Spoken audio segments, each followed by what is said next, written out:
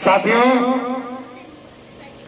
सर्वभौम भारत के बैनर तले मृत्यु भोज पर महासंग्राम के इस कार्यक्रम में आप सभी का स्वागत है। साथियों,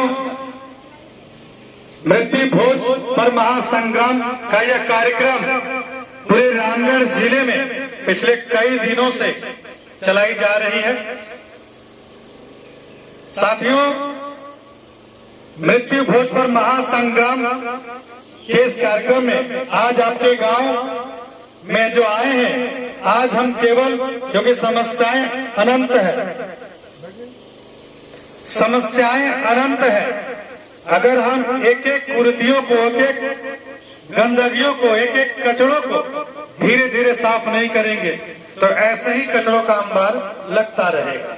तो आज हम दो सब्जेक्ट पर केवल बात करेंगे, पहला मृत्यु भोज और दूसरा कफन। साथियों, मृत्यु भोज पर महासंग्राम के इस कार्यक्रम में लगभग 22 से 23 गांव यह सभा हम लोगों ने कर चुका है और इसके बाद भी रात्रि 9 बजे तक यह सभा जहां तक हो पाएगी करनी है, क्योंकि इस कार्यक्रम के बैनर तले रामगढ़ जिले के एक एक गांव में जाना हम लोगों का मकसद है। एक एक गांव को जगाना हमारा मकसद है, एक एक गांव को बचाना हमारा मकसद है। साथियों, जिस गांव में हम लोगों ने अभी तक ये सभा किया है, हम चाहेंगे कि आपके समक्ष इनकी जानकारी दे दें, ताकि आप लोग के भी रिश्तेदार यहाँ होंगे तो आप इनकी जानकारी प्राप्त कर सकते हैं।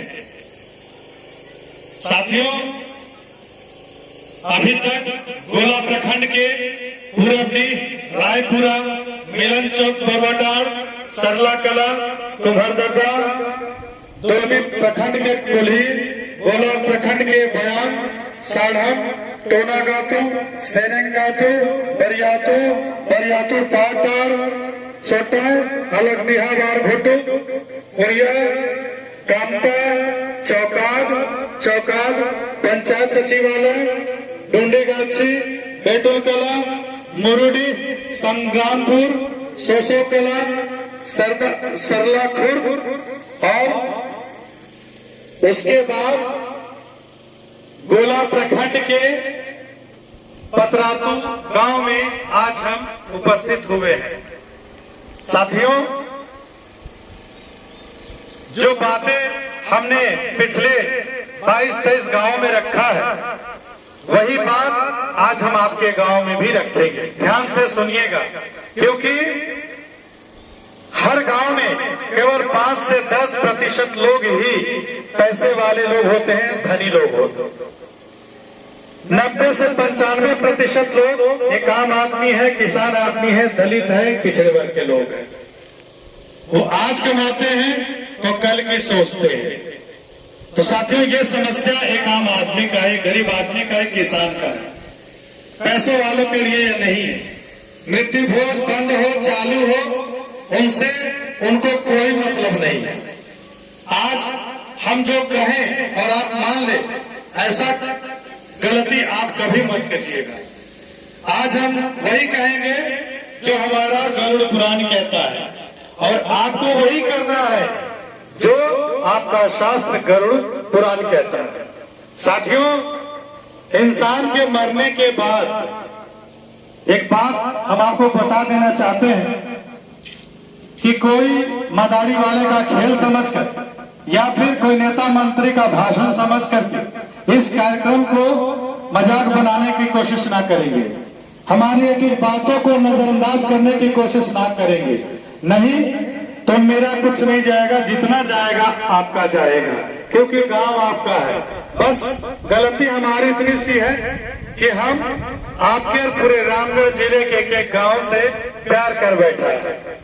तो गांव आपका है, बचना बचाना आपका काम है, समझना और समझाना हमारा काम है। इसलिए एक बात को ध्यान से समझिएगा और सुनिएगा और अपने जीवन में अमल लाने की कोशिश कीजिएगा। क्यों? क्योंकि आपकी एक नादानी पिछले कई वर्षों से, जैसे गांव जल रहा था, डूब रहा था, उसी तरह से आगे कई वर्षों तक न जाने इसी तरह डूबता रहेगा, जलता रहेगा और बर्बाद होता रहेगा। इसलिए ध्यान से सुनिएगा साथियों, इंसान के मरने के बाद अगर कोई शास्त्र है सनातन धर्म में तो वो है गरुड़ पुराण।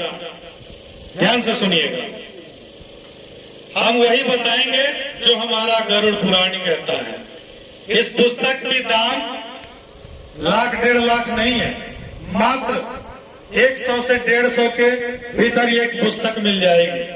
2 से 3 दिन लगेंगे। अगर आपका 2-3 दिन देने से और 150 रुपये पूंजी लगाने से अगर पूरा गांव बचता है, इसमें बुरा क्या है? इधर उधर की बातों में उलझने से कोई फायदा नहीं। गांव का कैसे भला हो ये सोचना पड़ेगा साथियों। जो हमने गरुड़ पुराण को अध्ययन किया है वो मैं बता रहा हूँ साथियों। हमारा गरुड़ पुराण कहता है कि जब भी आपके घर में किसी प्रकार की अगर मृत्यु हो जाए तो आप गरुड़ पुराण अवश्य करवाएंगे। गरुड़ पुराण अवश्य होनी चाहिए। ये मैं नहीं, मेरा गरुड़ पुराण कहता है। लेकिन हम गांव की ही नहीं, पूरे हिंदुस्तान की बात करता हूं। पूरे हिंदुस्तान में केवल 10% घर ऐसे हैं जिसमें इंसान के मरने के बाद उसके घर में गरुड़ पुराण पढ़ी सुनी जाती है।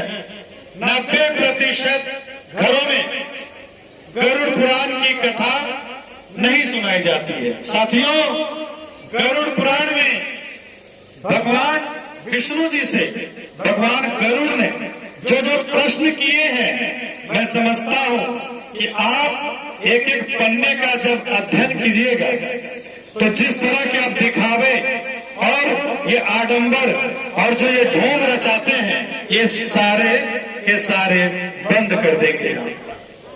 साथियों, गरुड़ पुराण के कुल 16 अध्याय हैं। आज गांव हो या शहर, एक परिचालन चल रही है सर, ध्यान दीजिएगा। सफेद भव्य पंडाल लगा करके पूरे हर्षोल्लास के साथ पूरे गांव को आमंत्रित करके और भोजन करवाते हैं। और तो और कुछ गंदी राजनीति करने वाले ऐसा भी कर रहे हैं, 4 से 5 हजार रुपए का मात्र राशन दे करके और उस शोकाकुल परिवार के साथ एक सेल्फी लेकर के, फोटो लेकर के और सोशल मीडिया में डाल दे रहे हैं भाइयों। तो हमें इस बात को समझना होगा कि वो सामने वाला व्यक्ति हमें मदद करने आ रहा है या हमारी गरीबी का मजाक उड़ाने आ रहा है। इसीलिए साथियों, हमारी संस्था सार्वभौम भारत इस पर विचार करने पे मजबूर हुई, बाध्य हुई। एक आम आदमी के जीवन में जिसके पास 100 रुपए की वो मोहताज है और अचानक आपको 1 से 1.5 लाख रुपए खर्च करनी पड़ी, तो जाहिर सा बात है कि एक पूंजीपति आदमी के दरवाजे खटखटाएंगे, आप उनके चापलूसी करेंगे, उनके तलवे चाटेंगे, उनके सामने गिड़गिड़ाएंगे, या तो खेत गिरवी रखेंगे, जमीन गिरवी रखेंगे, दुकान गिरवी रखेंगे, कुछ नहीं मिले तो बहू बेटियों के जेवर गिरवी रखेंगे। कुछ लोग ये भी कहते हैं कि सक्षम है तो करे, खेत बाड़ी गिरवी रख के सब करे के क्या जरूरत है, ये भी कहते हैं। लेकिन मेरा कहना है साथियों कि जब गरुड़ पुराण इसकी इजाजत देती ही नहीं तो फिर हम वो काम क्यों करें। तो आप जो पैसे वाले लोग हैं ये चाहते हैं कि ऊंच और नीच का भावना उत्पन्न हो। आप बताना चाहते हैं कि इस मोहल्ले में, इस गांव में सबसे धनी व्यक्ति केवल हम ही हैं, बाकी सब के सब लोग एक आम आदमी है और वो हर चौक चौराहे पे वो व्यक्ति मजाक बनाएगा, मजाक उड़ाएगा। इस बात को समझिएगा साथियों। हमारे गरुड़ पुराण में कुल 16 अध्याय और 16 अध्याय में कहीं दूर दूर तक जिक्र नहीं है साथियों कि इंसान के मरने के बाद पूरे गांव वाले को आमंत्रित करके, बुला करके पूरे हर्षोल्लास के साथ आप मृत्यु भोज संपन्न कर सकते हैं। अपनी मां की मृत्यु में अपने पिता की मृत्यु में, अपने भाई भतीजे की मृत्यु में अगर कोई जश्न मनाए, अगर कोई हर्षोल्लास के साथ इस कार्यक्रम को संपन्न करे, तो समझ लीजिए कि उससे बड़ा नालायक पूरी दुनिया में कोई नहीं हो सकता।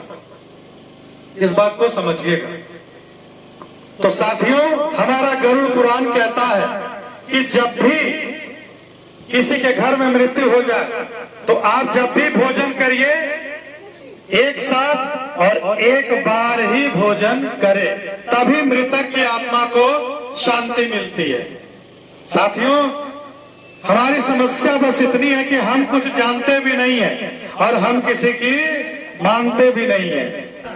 किसी के घर में मृत्यु हो गई हो तो आप गौर कीजिएगा, एक के दिन हम लोग सभी लोग मिलकर भोजन करते हैं। ध्यान दीजिएगा इस बात को। 3 के दिन भी हम लोग मिलकर भोजन करते हैं एक साथ एक बार। 7 के दिन भी एक साथ मिलकर भोजन करते हैं। 10 के दिन भी हम लोग मिलकर भोजन करते हैं एक साथ। लेकिन जैसे बरहम आता है, पूरा का पूरा सिस्टम उल्टा पलटा होके रह जाता है। क्यों? क्योंकि किसी के बहकावे में, खास करके गोतिया ही बोलेगा अब तो करहे के लगता हो, सब कर ले, बाप दादा खानदान से चलते ही ले हो तो करहे न पड़ता हो। बहुत तरह का बात आपके समाज में ये क्षण कर आएगी। तो गरुड़ पुराण कहां तक आपको आदेश दिया है? तो देखिए, मैं समझता हूं कि पूरे ब्रह्मांड में सबसे बड़ी और लंबी पूजा अगर होती है तो वो है कर्मठ, जो सुबह 7 बजे से लेकर के दोपहर 2 बजे तक लगातार यह पूजन चलती है।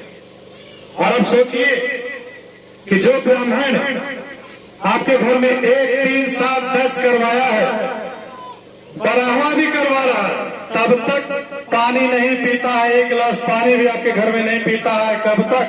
जब तक आपके घर में उस मृतक की आत्मा की शांति कर्मठ के बाद ही वो भोजन ग्रहण करता है।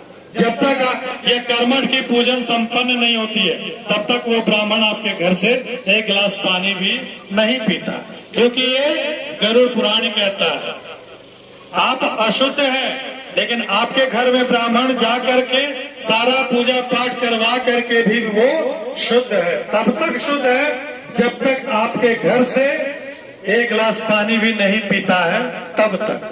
तो वो अपने नियम का किस तरह से वो पालन करते हैं, लेकिन हम लोगों को कौन से नियम करनी है हमें पता ही नहीं। सुबह 7, 8, 9 बजे से लेकर के 2 बजे तक जो व्यक्ति आपके आंगन में, आपके घर में उपस्थित है, जैसे हम आमंत्रित करते हैं, महिलाएं कुछ बादाम पे पूरा ध्यान डाली हुई है।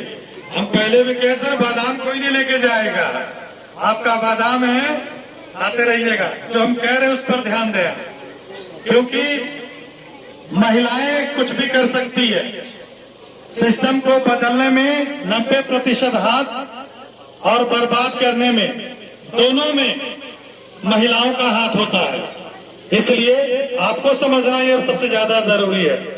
तो साथियों, आपको मैं बता रहा था कि सुबह 7, 8, 9 बजे से लेकर के दोपहर 2 बजे तक जो व्यक्ति आपके आंगन में है मौजूद, जैसे नानी, फूफू, काके, मौसी, जितने को आपने बुलाया है बाहर से, और निजी गोतिया, बस उन्हीं को यह कर्मठ के बाद यह भोजन करने का अधिकार दिया गया है।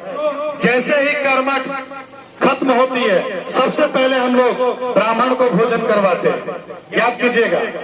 और ब्राह्मण के बाद हम लोग घर में ये चर्चा करते हैं कि जितना कुटुंब सब अले हथिन, सब गोतिया मन जितना हथिन, सब बैठ के खा लेवा, और बाद गांव वाला के देखल जीते, बोलते हैं ना, बोले ना काकी अमीनी सब। हाँ, तो जो हम लोग कर्मठ के बाद ब्राह्मण भोजन, और ब्राह्मण भोजन के बाद एक साथ जो मिलकर हम लोग भोजन करते हैं, इसी से मृतक की आत्मा को शांति मिलती है।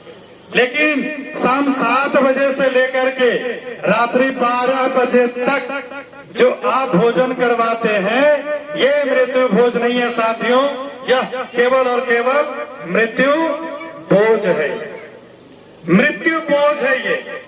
ये थोपी गई हम लोग के ऊपर एक समस्या है, क्योंकि हमारे निगलंद सागर जी महाराज कहते हैं कि शोकाकुल परिवार के घर में जाकर के मृत्यु भोज का आनंद लेना मृतक के मांस को नोच नोच के खाने के बराबर है साथियों। तो समझ लीजिए कि 7 बजे के बाद आप अगर किसी के घर में जा करके, शोकाकुल परिवार के घर में जा करके अगर भोजन ग्रहण करते हैं, अगर पूड़ी और बूंदिया मांग मांग करके चुस्की ले लेकर के खा रहे हैं, तो समझ लीजिए कि वो पूड़ी और बूंदिया दही सब्जी नहीं है, वो मृतक का मांस है जिसे आप नोच नोच कर खा रहे हैं। इस बात को समझिएगा साथियों। 7 बजे के बाद आपका कोई अधिकार नहीं है कि आप एक शोकाकुल परिवार के घर में जाकर के मृत्यु भोज का आनंद ले, क्योंकि ये सीधा सीधा पाप है। और हम ये साफ शब्दों में कह सकते हैं साथियों कि यह ऐसा करने से ये गरुड़ पुराण का अपमान है। कुछ गांव तो ऐसे भी है साथियों कि 12वां या 13वां के दिन मांसाहार का भी सेवन करवाते हैं, करते हैं, करवाते भी। बहुत सारे गांव शहर हमने देखा है साथियों। बहुत पीड़ा होती है कि हम ऐसे घटिया समाज से बिलोंग करते हैं। खास करके निजी गोतिया बोलेंगे, अब का कर भी जाए वाला तो चल गए लोग, अब तो इटा करे लगता 12, 15, 20 किलो मछली लगता। हमने ये देखा है साथियों।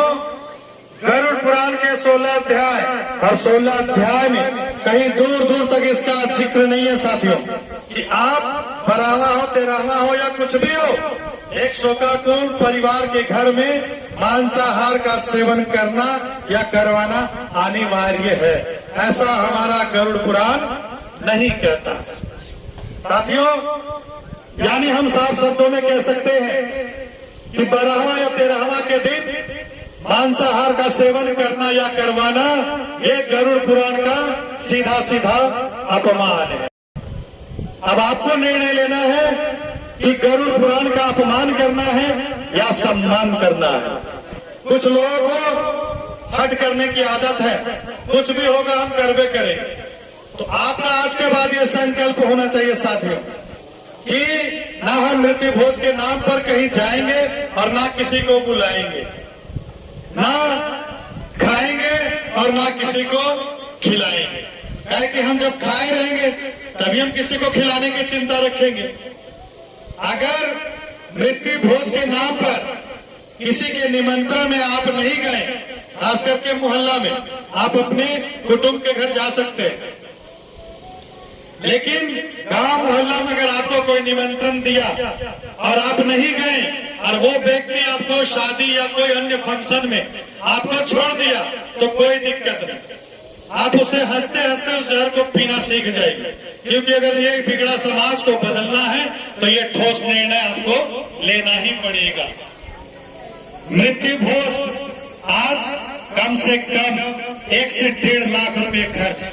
समझिए इस बात को, जिस व्यक्ति के भीतर 100 रुपया खर्च करने की अभी क्षमता नहीं है, क्योंकि साथियों मैं आपको बता दूं, आप अपने जीवन में जो भी काम करते हैं, शादी हो, मुंडन हो, छठियारी हो, गृह प्रवेश हो, कुछ भी हो, आप जो भी काम करते हैं एक प्लान के तहत काम करते हैं, एक समझ बूझ कर करते हैं, एक सामर्थ्य के अनुसार काम करते हैं। ये काम करना है कि नहीं करना है, बुझा मता घर में करके करते हैं। लेकिन मृत्यु एक ऐसी अटूट सच्चाई है साथियों कि आपको पता ही नहीं, किसी को पता नहीं कि ये गाज कब किसके ऊपर गिर जाए, ये गाड़ी कब किसके घर में मुड़ जाए, ये कोई नहीं जानता। पैसा, दौलत और शरीर का गर्मी अपने पास बचा के रखिए, जीवन में काम आता रहेगा। इस बात का घमंड कोई ना करे, क्योंकि हम इसी उम्र में राजा को फकीर और फकीर को राजा बनते देखा है। जिसके जीवन में 100 रुपए के लिए वो मोहताज है, 200, 500 रुपए के लिए मोहताज है, और उस व्यक्ति को 10 दिन के भीतर 1 से 1.5 लाख रुपया अगर उसको व्यवस्था करना पड़े तो सोचिए कि वो व्यक्ति कहां कहां दर दर भटकेगा। फिर जाहिर सा बात है कि पूंजीपति के पास आप जाएंगे, वो तो चाहेंगे, वो तो 10-20 लाख रुपए सजा कर रखे हैं बैंकों में कि कब कोई गांव वाला गिरे कि 100-100 ग्राम नोच के हम जीवन भर खाते रहे। क्योंकि जब 1 लाख का कर्जा आप नहीं तोड़ पाएंगे तब आप खेत गिरवी रखेंगे, जमीन गिरवी रखेंगे, दुकान गिरवी रखेंगे, कुछ नहीं मिला तो अपनी बहू बेटी का जो जेवर है वो गिरवी रखेंगे।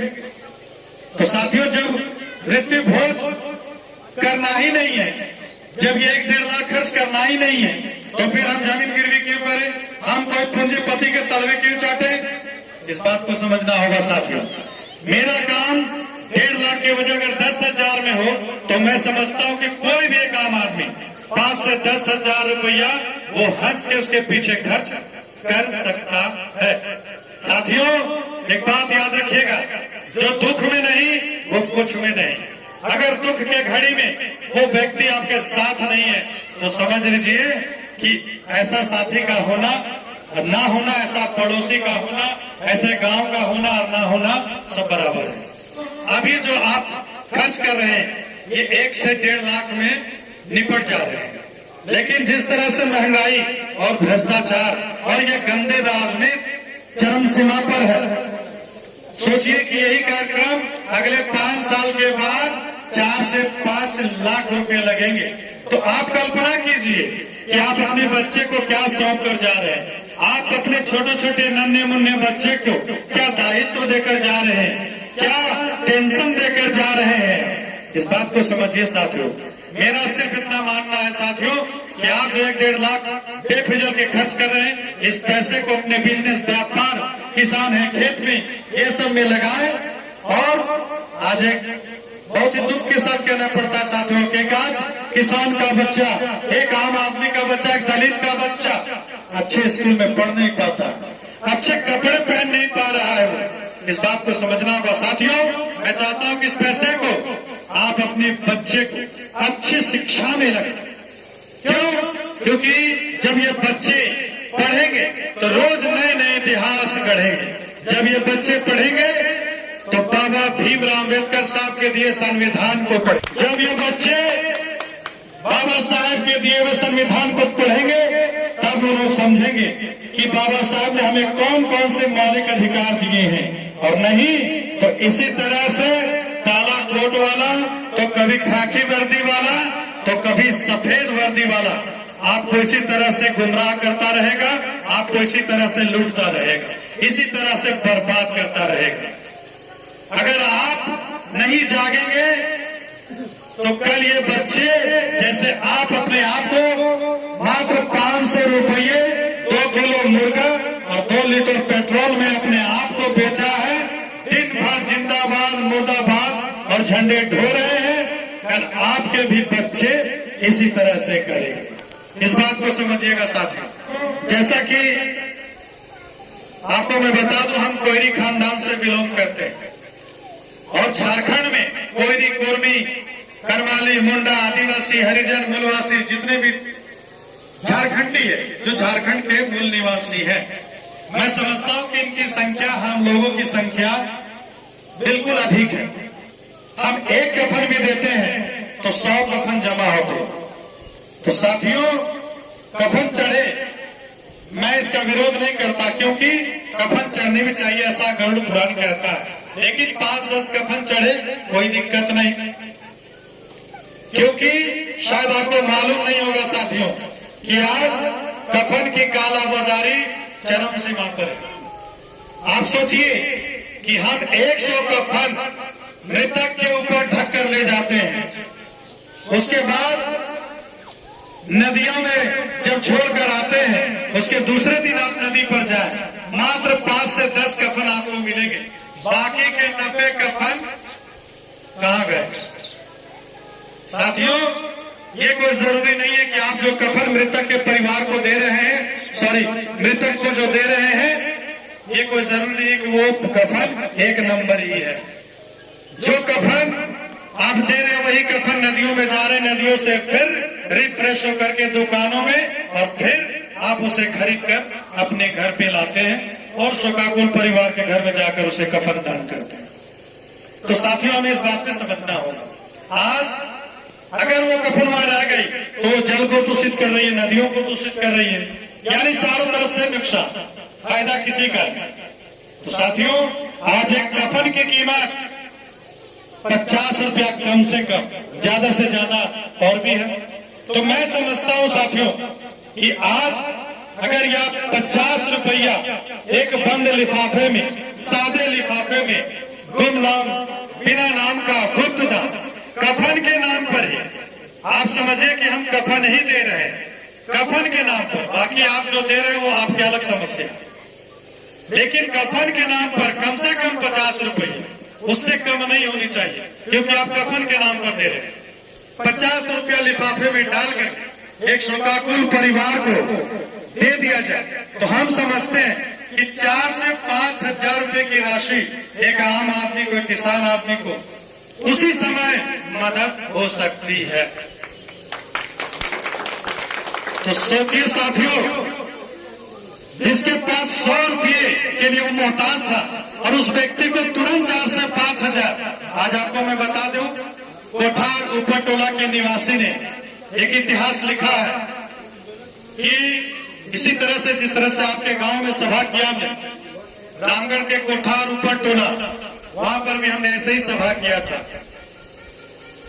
ये 2 दिन पहले की न्यूज है, एक छोटी सी बच्ची की मृत्यु हो गई, उससे पहले भी एक आदमी की मृत्यु हुई थी। दोनों में हमने देखा कि घाट पर ही उन्हें आर्थिक सहयोग कफन के नाम पर दे दिया गया और उसी समय लगभग 2750 2735 जी 2735 रुपए की राशि उसी समय उनको मदद हो गई। तो सोचिए, इस तरह का बदलाव हमारा शुरू हो गया है साथियों। तो हम इस तरह से एक आम आदमी को, एक दलित आदमी, किसान आदमी को बराबर में ला सकते हैं, कंधे से कंधे मिलाकर चल सकते हैं। ये सारी बातें हमने कह दिया इस माइक्रोफोन के माध्यम से, इस साउंड सिस्टम के माध्यम से। अगर किन्हीं के आपके सम्मान पर ठेस पहुंची होगी तो हम क्षमा प्रार्थी हैं।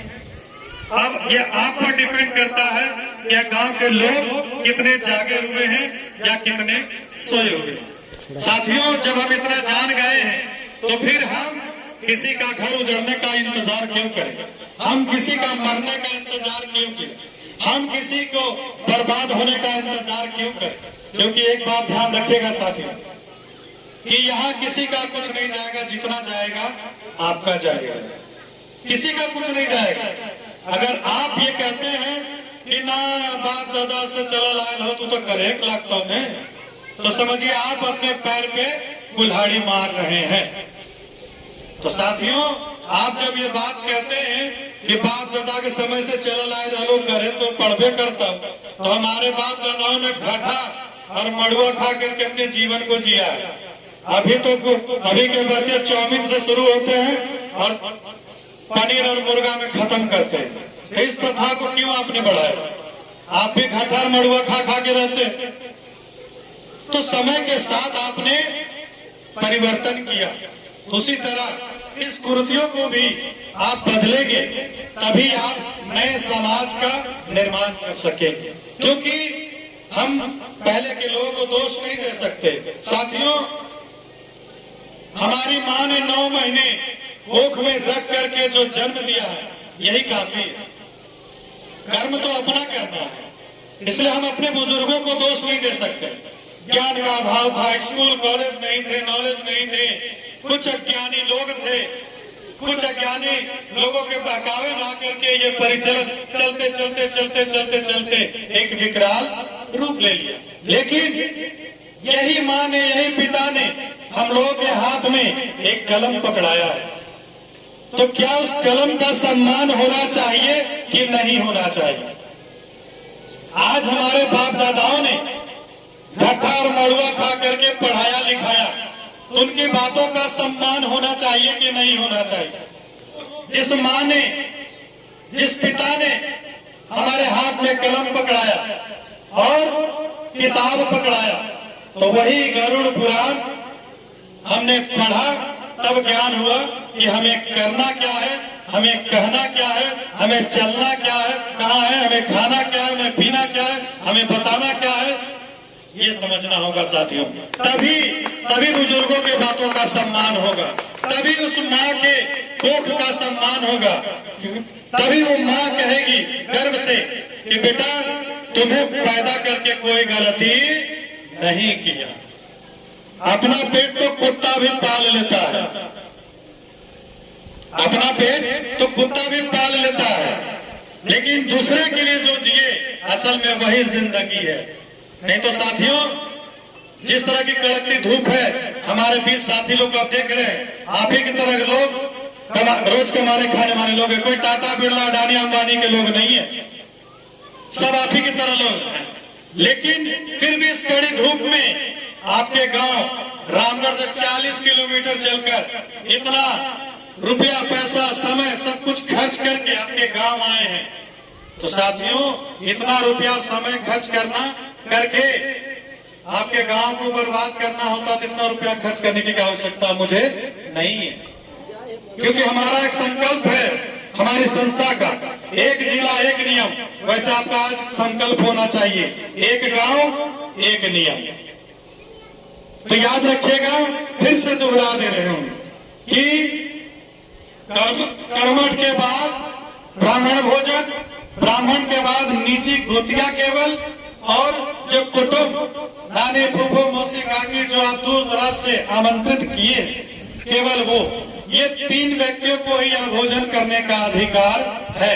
बाकी 7 बजे के बाद ना किसी को बुलाना है और ना किसी के घर जाना है, ये संकल्प होना चाहिए। और 13वां के दिन ये मांस का जो मांसाहार का सेवन जाने अनजान में करवाते हैं साथियों, ये समझिए खाना और खिलाना दोनों पाप के भागी हैं।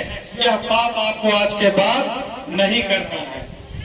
और तीसरी बात कि जो कफन आप बर्बाद कर रहे हैं, आपका कफन जो नदियों में बर्बाद हो रहा है, आप उसी पैसे को लिफाफे में गुप्त दान दे, ताकि यह पैसे का सही इस्तेमाल हो सके, आपके मेहनत के रुपयों का सही जगह उपयोग हो सके, ताकि हमारा समाज, हमारा गांव का उत्थान हो सके। तो साथियों, काफी देर से आप हमारी बात को सुन रहे। आपने ये जो गरुड़ पुराण की बातें कही, ये बहुत ही सत्य है और धर्म की मार्ग निर्देश देता है। और हम लोग आपकी बातों को सुनने के बाद महसूस कर रहे हैं कि हमने पहले बहुत ही गलतियां की, लेकिन अब ऐसा ना हो कि वो गलतियों को मैं दोहराता रहूं। इसलिए हम लोग इस आपकी बातों को सुनकर हम सभी आपके दिशा निर्देश में चलने का प्रयास करेंगे और गरुड़ पुराण की बातों को भेद कैसे करना, कथन के बदले क्या करना देना है, पैसा वैसा जो भी बोले वही काम को हम लोग दोहराने का काम करेंगे। धन्यवाद। आप सभी गरुड़ हमारे जो भाई रामगढ़ से मेरा गांव पतरातू आए हुए हैं और जो गरुड़ पुराण की कथा बोले, इसको सभी माता एवं बहनें हमको अमल करना है और जो बोले उस कथा में हमको चलना है। धन्यवाद।